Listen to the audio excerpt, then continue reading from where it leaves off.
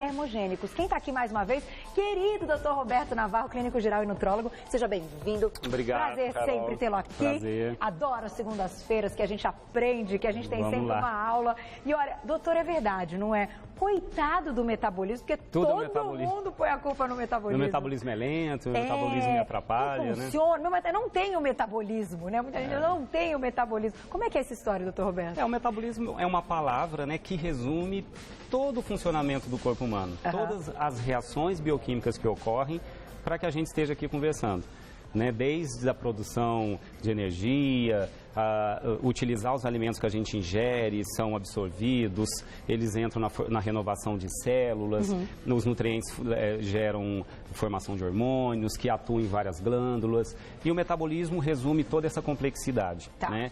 E parte do metabolismo é dependente da facilidade que o corpo vai ter de gerar a energia do alimento que a gente ingeriu, que a gente chama de termogênese. O que é a termogênese? É a geração de energia dentro de cada célula do nosso corpo, através do combustível que essa célula utiliza para gerar essa energia. Entendi. Eu vou dar um exemplo, Carol, vai ficar mais fácil, depois nós vamos falar de um vídeo aqui que eu acho que vai resumir bem. Imagine que, primeiro, essa geração de calor para nós mamíferos é importantíssimo. Por isso que nós somos seres que temos uma temperatura corporal mais ou menos estável, entre 36 e 37, porque é através disso que a gente consegue que as reações bioquímicas ocorram dentro do corpo. A gente precisa gerar esse calor. Então vamos imaginar que dentro de cada célula tem um bocal de um fogão, com uma chama acesa. Essa chama ela pode ser, quando a gente está em repouso, bem baixinha, que eu chamaria de fogo baixo. E quando a gente está precisando de mais energia, essa chama tem que aumentar o tamanho para gerar mais calor e mais energia. Agora, imagine que esse bocalzinho desse fogão, ele é alimentado pelo gás. Imagine que esse gás vem de um botijão. Eu vou comparar esse botijão de gás que está alimentando essa chama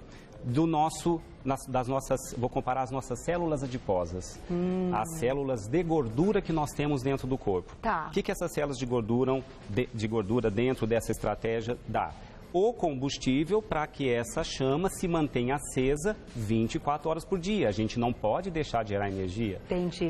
Então eu vou falar agora, né, daqui para frente, dos fatores que influenciam em a gente manter essa chama sempre mais acesa, porque eu vou consumir mais gás. Eu vou utilizar mais reserva de gordura corporal para manter essa chama acesa. E tem vários fatores que vão influenciar no tamanho dessa chama. E a gente pode tentar, de alguma maneira, fazer com que, otimizada, ela fique sempre em fogo alto. Que é o que a gente quer. Que é o que a gente quer. Isso é importante, não só para a queima de gordura, mas para o bom funcionamento do nosso corpo. Essa geração de calor dentro da célula vindo do combustível é fundamental. Isso tem que existir. Não tem como deixar de existir. Muitas pessoas deixam de ter essa chama um pouquinho mais alta por alguns entraves metabólicos que são corrigíveis. Alguns gerados por doenças específicas, que aí cabe o médico interpretar qual é essa doença. Um hipotireoidismo, por exemplo, uma disfunção da tireoide, onde ela funciona lento, esse efeito termogênico fica menor, a gente fica com uma chama sempre mais baixinha. Não queima com tanta eficiência o gás que está lá no botijão. Então você também tem um entrave por patologia. Aqui eu não vou falar das patologias. Eu vou falar de atitudes que a gente pode ter no dia a dia que vão otimizar, melhorar ou que atrapalham. Entendeu? Então, Entendeu? segura que eu vou dar um recadinho, já volto. Na volta a gente vai mostrar um vídeo com essa explicação. Mandem perguntas. @VocêBonitaTV pelo Insta, @VocêBonita, porque esse é um assunto muito bacana. E, de fato, quando a gente para pensar nesse lance aí do gás, da chama, pô, tem tudo a ver, né? Eu acho que facilita. Volto já pra gente. E daqui a pouquinho a gente vai falar dos termogênicos. Estão chegando várias perguntinhas, já tô com o meu Insta aberto também. A gente já vai colocar. Já tem perguntinha falando de suor, né? Se quando a gente tá suando, a gente aumenta o metabolismo. Já vamos falar sobre isso, porque eu sei que isso é uma dúvida também. Doutor, vamos colocar o vídeo? Vamos, antes do vídeo, Carol, só para o vídeo ficar mais claro. Vamos pensar assim, que todo dia eu acordo com um botijão de gás cheio. Tá. E para eu não ganhar peso, eu tenho que usar todo esse combustível que está dentro desse botijão, tá? Se eu não utilizar tudo que está dentro desse botijão de gás, se ele não for queimado, o que sobrar vira gordura e eu engordo. Tá? Se eu usar toda essa quantidade de gás nesse botijão ao longo do dia, eu fico no 0 a 0. Se eu precisar de mais gás e esse botijão não me está dando, eu vou buscar minha reserva. Eu tenho mais botijõezinhos de gás de reserva, que é meu tecido adiposo para quem está gordinho, que está sobrando. E aí? Aí eu tenho que fazer com que eu busque essa reserva. A gente chama isso, Carol, de balanço energético. Tá? O que é o balanço energético? O total que eu pus de combustível no dia e o total que eu queimei. Vamos ver o vídeo? Agora vai ficar então, pra gente entender. mais Olha fácil. Que legal. Vamos lá. E esse vídeo eu achei interessante porque é uma balancinha, ó. De um lado o alimento, tá? Do outro lado uma chama. Tá? Aqui é a queima do combustível e aqui é o combustível que a gente ingere. Tá? Então o nosso balanço energético vai depender o tanto que eu ingiro, o tanto que eu queimo. Se eu queimo exatamente o que eu ingiro, o meu peso é estável. Tá? Para eu perder peso e otimizar isso, eu tenho, se eu ingerir mais, ó, balanço energético positivo, eu comi mais do que eu queimei. Obviamente eu fico no prejuízo, eu engordo. Agora olha aqui, balanço energético negativo, eu ingeri menos e gastei mais. Então, eu vou ter que usar reserva. Tá? Então vai emagrecer. Vai emagrecer. Então agora eu quero dizer quais são os fatores que levam a gente a gastar energia. Tá? Muito bom. Óbvio, para saber como é que vai formar esse raciocínio. O primeiro é um gasto energético chamado de repouso. Tá? Que a gente tem gratuitamente sem fazer esforço, mesmo deitado dormindo. Certo. Tá? Que é aquilo que a gente chama da taxa mínima ali. Gasto metabólico, taxa metabólica basal. Ou gasto energético de repouso. Tá. Que é a energia que o corpo precisa para o cérebro funcionar, para a gente respirar. Só que assim, quando a gente está nesse repouso, a gente está com a chama baixa, fogo baixo.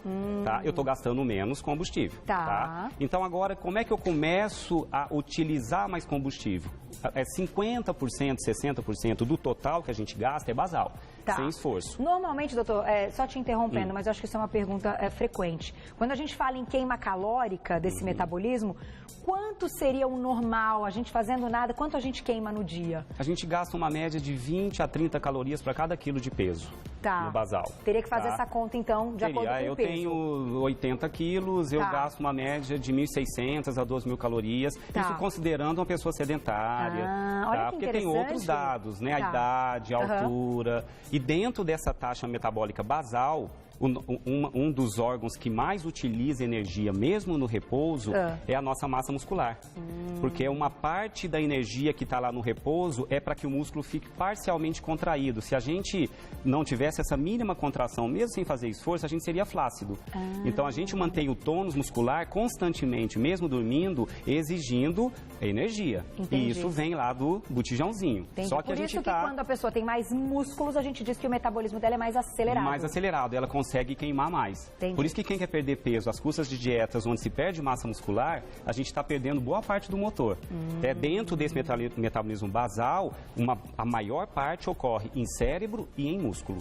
Então a gente precisa manter esse músculo, tá? É a taxa metabólica basal. Vamos colocar só uma perguntinha antes da gente continuar. Vamos ver de quem que é. Então vamos colocar uma perguntinha e o doutor já continua com o nosso raciocínio. Vamos lá. Vamos ver. Olha, eu sei que estão chegando várias aqui, que meu celular ele vai vibrando. Ai, que linda! Tainara, um beijo pra você. Por que os alimentos termogênicos são contraindicados para as pessoas que têm pressão alta e problemas cardíacos? Carol, linda, beijo. Ai, que fofa. Obrigada pela pergunta. Doutor, quer responder daqui a pouco quando a gente for falar dos termogênicos? Pode ser. Vamos segurar. Segura a sua pergunta, então, isso a gente vai Tainara, falar daqui a pouco só sobre isso. Porque a gente vai falar, tá? Segura, então, sua pergunta. Excelente pergunta, a gente já responde. Riscos do uso inadequado. Vamos falar sobre isso, sem dúvida. E aí, doutor? Então, a gente tem que gastar mais. 50% é basal. 30% é o gasto que a gente consegue com movimentos. Aí eu saí do repouso. De mexer um dedinho, eu gastei um pouco mais de energia. E se eu correr uma maratona, eu vou aumentar o tamanho da chama. Entendi. Tá? Eu vou consumir mais gás, eu vou ter que usar mais reserva de combustível. Né? E a atividade física, óbvio que você não precisa ser um atleta, mas o sedentário, ele tem um grande entrave metabólico, porque ele tem a 30% de chance de aumentar o volume da chama. E ele no sedentarismo não consegue. Ele não aumenta, ele fica ali. Se você fizer caminhadas, esteira, bicicleta, dança, os treinos chamados combinados, Carol, onde você faz a musculação e a atividade aeróbica, potencializam ainda mais essa chama ficar mais alta. E eu consumo mais reserva com mais eficiência. Isso também porque a gente consegue aumentar a frequência cardíaca? Tem relação, então, nesse lance da queima de gordura com a frequência cardíaca? Tem. Na verdade, quando a gente está precisando de mais energia no músculo, o coração tem que bater mais rápido para mandar oxigênio para esse músculo que está sendo exigido. Tá? Quando eu aumento o número de batidas do coração, eu estou aumentando a chama. Eu estou precisando de mais energia para que o coração bata mais acelerado. Entendi. Então, os processos termogênicos, eles são diretamente proporcionais à quantidade de energia que eu estou gastando. E se eu aumento o número de batidas do coração, o coração é um músculo. Ele também vai exigir mais esforço, né? Então, a minha chama fica um pouco maior. Inclusive, o risco do uso exagerado dos termogênicos é acelerar demais a batida do coração e eu ter um problema. Posso ter uma arritmia, a gente vai falar disso daqui a pouquinho, tá? 10% do gasto energético, falamos aí, 50%, 60% basal, dentro desse basal a importância do músculo, 30% da atividade física, 10% é o gasto quando a gente come, Carol. Quando a gente se alimenta, a gente também gasta energia, porque você mastiga o alimento, ele sofre um processo de digestão no estômago, sofre um processo de absorção de seus nutrientes e cada nutriente é transportado para os órgãos onde ele vai cumprir uma função, para dentro das células. É um gasto energético. A chama aumenta. Tá? Esse gasto energético expendido pelos alimentos, ele é muito importante, porque 10% não é tão desprezível, Carol. Se a atividade física aumenta em 30% o tamanho da chama, quando a gente come 10%, é como se eu estivesse fazendo 33% de uma ginástica, quando eu estou comendo. Entendi. Só que eu tenho que comer volumes adequados. Vamos falar do balanço. Se eu como mais do que eu gasto, não resolve vai adiantar. nada. Você tem que comer ou dentro de uma dieta, para quem quer emagrecer, uma dieta hipocalórica. Para quem quer manter peso, uma dieta normocalórica, tá? Porque senão troca 6 por meia dúzia. Mas e o interessante é que o esforço que o corpo faz, o gasto energético é maior dependendo do alimento. O gasto energético quando a gente come é maior primeiro com a proteína, depois com o carboidrato e depois com a gordura. Entendi. Então, todo prato deveria conter proteína, o carboidrato e a gordura. Tudo bem, existe esse equilíbrio, mas sempre pensar na proteína, porque ela exige um esforço maior. Para quebrar a quebra, a absorção, o transporte, porque todos esses nutrientes vão virar substâncias, vão virar reserva de energia também. Então, o esforço para isso com a proteína é maior.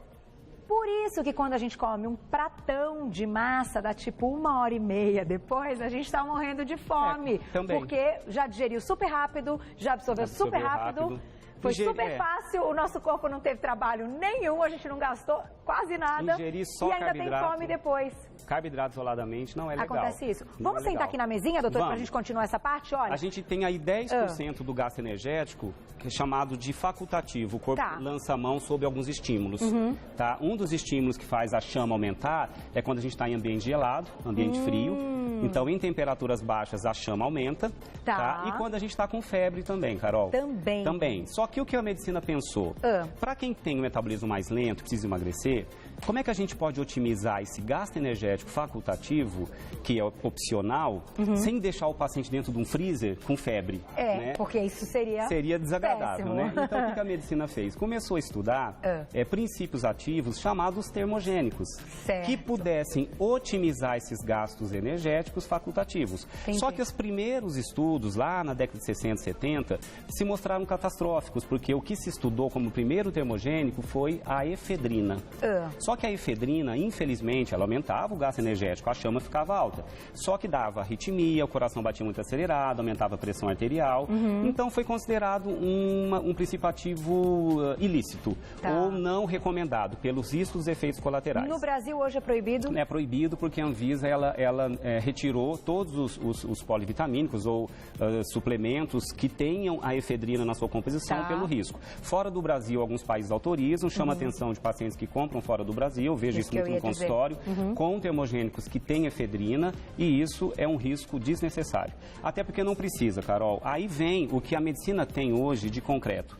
Né? Já que existem os termogênicos, os princípios ativos otimizadores do gasto energético, começaram a ser pesquisados termogênicos encontrados em alimentos. Tá. Então, daí vieram vários estudos, por exemplo, com a cafeína, que está no grupo chamado de xantinas. Encontrada, a cafeína é uma xantina do café, existe xantinas no chá verde, na Camellia sinensis. Existe um composto que é uma xantina também, chamada sinefrina, que é encontrada na casca da laranja amarga.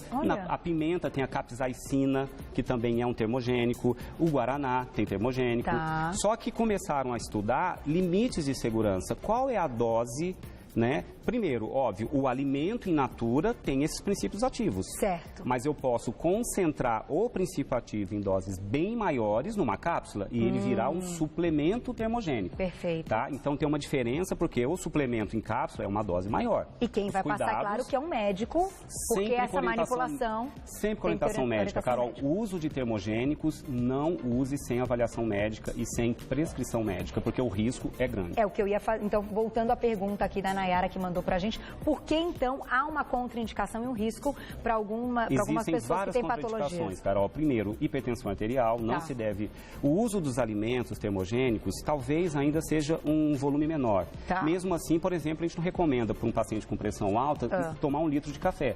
Porque toda vez que eu acelero o batimento cardíaco pelo uso dos termogênicos, o coração bate um pouco mais rápido. Isso aumenta o gasto energético, que legal. Mas a pressão arterial aumenta. Entendi. Eu posso ter um risco de uma crise hipertensiva com termogênicos em altas doses. Quem tem problemas na tireoide, quem está com hipertiroidismo ou trata de hipertiroidismo, jamais usar termogênicos como suplemento. Acelera ainda mais. Já é um acelerado, porque ele produz hormônios exageradamente, que são o hormônio tiroidiano, é um hormônio termogênico. Tá? Por isso que se usava antigamente em cápsulas, o que não é recomendado para perder peso, se prescrevia hormônio tiroidiano para aquelas formulazinhas para emagrecer. Entendi. Né? Só que isso é altamente arriscado, porque aumenta a pressão arterial. Não se deve usar quem tem insônia, quem está com ansiedade, porque senão você fica com batimento cardíaco acelerado, você pode ficar com insônia, começar a dormir mal. O paciente ansioso que toma medicamento para ansiedade é contraindicado. Gestantes, contraindicado. Olha, meninas, muito cuidado, hein? Não pode se usar suplementos termogênicos. Quem está amamentando, a lactante também não. Quem está com diarreia com muita frequência pode acelerar a diarreia por uso de termogênicos. Mais ainda. E quem tem problemas gastrointestinais, por exemplo, não pode se entupir de pimenta, né? Porque pode ter um desconforto pela agressão do próprio alimento. Aí na questão do alimento, né? Tá. Agora, doutor, uma pergunta. A gente vai colocar uma perguntinha na tela e eu tenho uma pergunta minha também. Além desse lance do suor, então quando a gente vai fazer uma atividade física, nossa, suei muito, então, uau, acelerei meu metabolismo. Isso é mito ou é verdade? Na verdade, assim, não existe nenhum estudo que diz que para você gastar energia, você tem que transpirar mais. É que provavelmente, quando você está gerando mais calor, se o calor dentro do corpo subir muito também, isso é antifisiológico. Então, o corpo tem que dissipar esse calor. E é por isso que a gente... Por isso, os vasos se dilatam, sanguíneos, as glândulas sudoríparas começam a aumentar a transpiração para resfriar a pele. Entendi. Então, é um provável sinal que a sua geração de calor está maior. Mas nunca teve um estudo que comprovasse que mesmo sem transpirar, eu não estou gastando. Perfeito. Existe o gasto, sim, toda vez que eu faço atividade física. Né? Vamos colocar a perguntinha na tela, então? Vamos ver de quem que é a próxima do Twitter? Vamos ver de quem que é, olha lá. Carik. Um beijo pra você, deve ser Cari... O que será? É a K. Vamos mandar um beijo pra cá.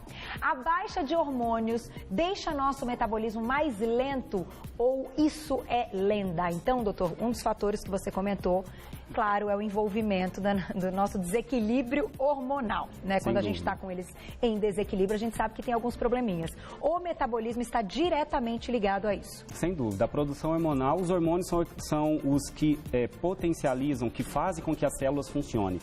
Eu daria uma pauta, falar o número de hormônios que estão atuando aqui agora, nesse instante, para que a gente esteja com o metabolismo em ritmo ou no nível correto. Existem, sim, pessoas com declínios hormonais acentuados, desde o hormônio tiroidiano, que é um hipotiroidismo, até declínios pela faixa etária. Então, tem hormônios que agem diretamente nessa chama.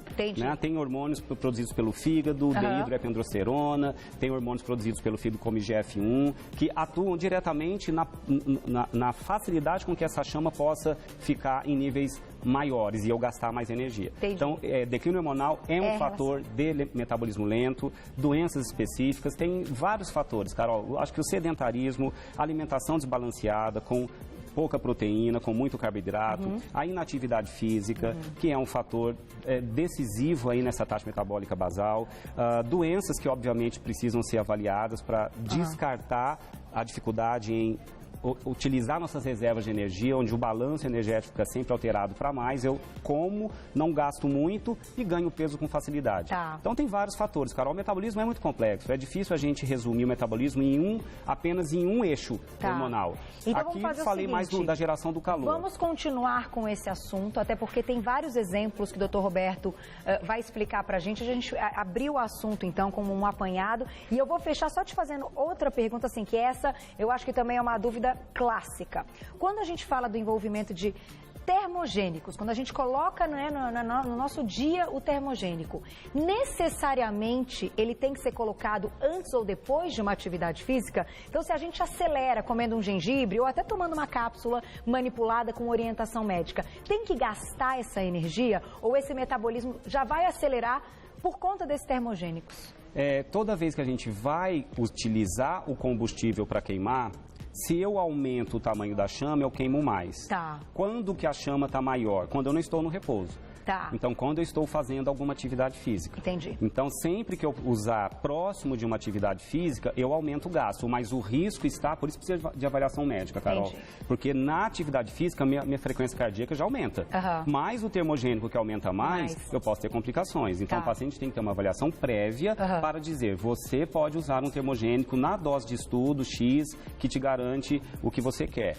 Mesmo no repouso, vai haver uma otimização muito mais discreta. Por isso que se toma também antes das refeições, porque na refeição a gente tem um gasto energético expendido pelo alimento. Entendi. Né? Também se toma antes das refeições e antes das atividades físicas. Não se deve tomar à noite antes de dormir, porque é o momento que a minha chama tem que ficar mais baixa para eu relaxar. Se eu acelero meu metabolismo antes de dormir, eu vou dormir mal, vou ter insônia, não é muito... Não compensa. Não é prudente. Não vai compensar essa queima. Não é prudente. Doutor Roberto, eu ficaria aqui, você sabe, o programa chegaram várias perguntas, quero agradecer. Vamos continuar com esse assunto, vamos trazer para a próxima pauta com o Dr. Roberto todas as perguntas. O Dr. Roberto vai trazer de novo alguns exemplos desses termogênicos e, claro, né, a gente tem que entender até que ponto as coisas valem a pena e sempre com orientação médica, porque, gente, eles estão aqui exatamente para isso. Exatamente. Né? Para passar essa orientação, para que a gente faça certo e tenha um resultado que a gente esteja, né, em busca. E, claro, com um retorno também bacana para a nossa saúde. Eu achei bacana esse tópico porque está se usando muito termogênico, Carol, de maneira, às vezes, totalmente... pessoa perdendo o controle, com riscos, né? Então, tem que ter avaliação médica e, sim, se prescreve de maneira adequada. Muito obrigada mais uma vez, sempre um prazer tê-la aqui. Prazer.